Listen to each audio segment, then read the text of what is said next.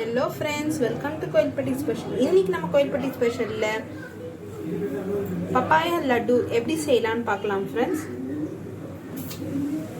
வாங்க ஃப்ரெண்ட்ஸ், எப்படி செய்யலாம் வீடியோக்குள்ள போகலாம்.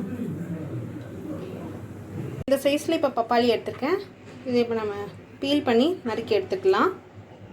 நான் 1 கப் பப்பாயா எடுத்துருக்கேன். பப்பாளி நல்லா தோல் சீவி எடுத்துக்கோங்க. தேங்காய், துருவின தேங்காய் 1/2 கப், 4 டேபிள் ஸ்பூன் சீனி, ஏலக்காய் நல்லா நுணுக்கி வச்சுருக்கேன். இது 1 டேபிள் ஸ்பூன் எடுத்துக்கோங்க. நெய். வாங்க ஃப்ரெண்ட்ஸ், இப்போ எப்படி செய்யலான்னு பார்க்கலாம்.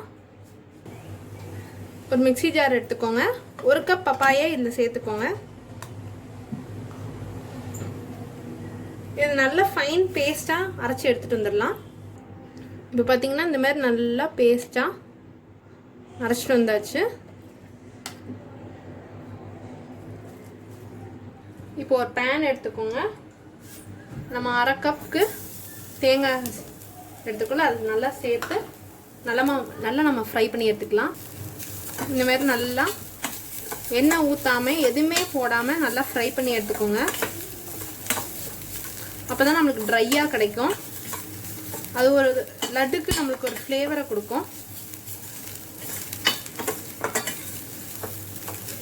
நம்ம ஃப்ரெஷ்ஷாகவே வீட்டில் எப்படி செஞ்சிட்டோம்னா நல்லாயிருக்கும். ப்ரிசர்வேட்டிவ்ஸில் நம்ம வச்சு சிம்மில் வச்சே நல்லா வதக்கிக்கோங்க. சூப்பர் மார்க்கெட்டில் உங்களுக்கு கிடைக்கும் ட்ரை கோகோனட்டு. அது வாங்கி செய்யறதுக்கு நம்ம வீட்லேயே செஞ்சுக்கலாம். நம்ம நல்லா ஃப்ரை பண்ணும்போதே நம்மளுக்கு நல்ல ஒரு ஸ்மெல் கிடைக்கும். ரொம்ப நல்லாயிருக்கும் இந்த ஃப்ளேவர்.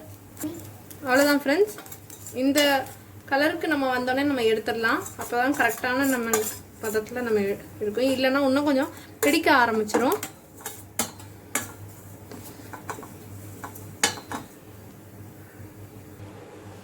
ஒரு பேன் எடுத்துக்கோங்க.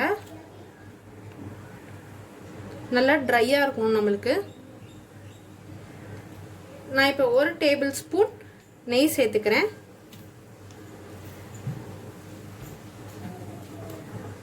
இப்போ நம்ம அரைச்சி வச்சிருக்க பப்பாயா அந்த பேஸ்ட்டை சேர்த்துக்கலாம்.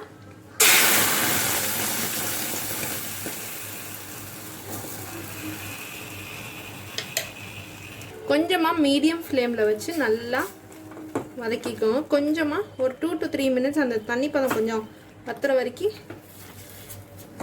இப்படி கிண்டி விட்டுட்டே இருங்க.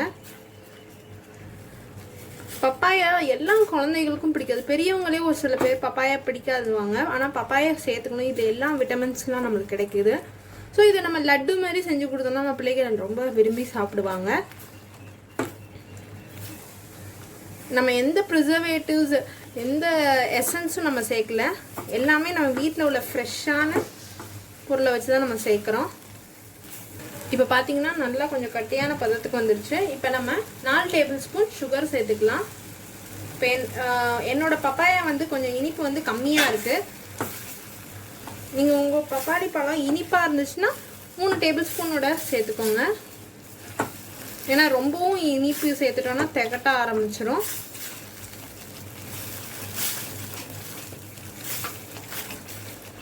இது கொஞ்சம் நம்மளுக்கு கட்டியாக வரும். பபிள்ஸ் வரும், கொஞ்சம் தெரிக்கும். ஸோ சிம்மில் வச்சு நம்ம கொஞ்சம் மிக்ஸ் பண்ணி விட்டுக்கலாம். இப்போ பார்த்தீங்கன்னா உங்களுக்கு நல்ல ஒரு திக்கான பதத்துக்கு வந்துடுச்சு. இப்போ நம்ம அங்கே தேங்காவை நம்ம ஃப்ரை பண்ணி வச்சுருக்கிறத சேர்த்துக்கலாம்.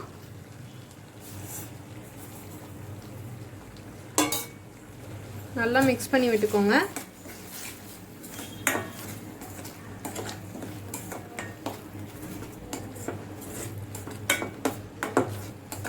ஒரு டேபிள் ஸ்பூன் ஏலக்காய் பவுடர்,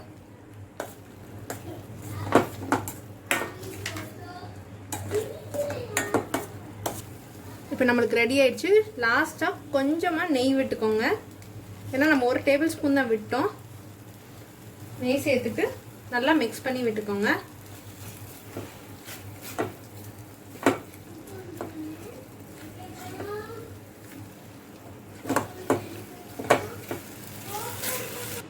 அவ்வளோதான். இது நல்லா நம்மளுக்கு ஆறட்டும். ஆறின பிறகு நம்ம உருண்டை பிடிச்சிக்கலாம்.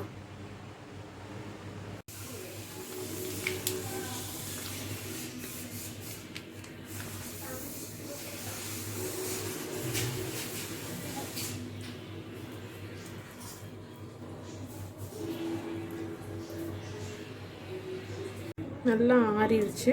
இப்போ இதை கொஞ்சம் கொஞ்சமாக எடுத்து உருண்டை செஞ்சுக்கோங்க. இப்படி கொஞ்சம் நெய் தடவிக்குவோங்க கையில். அப்போ தான் நல்லா ஒட்டாமல் நம்மளுக்கு உருண்டை பிடிக்க வரும். இந்த மாதிரி உருண்டை பிடிச்சிக்கோங்க. நல்லா உருண்டை பிடிச்சி மேலே முந்திரி வச்சுக்கோங்க. கொஞ்சமாக கார்னிஷ் கோகோனட்டை கொஞ்சமாக எடுத்து வச்சுக்கோங்க. நம்ம கோகோனட்டை வதக்கும் போது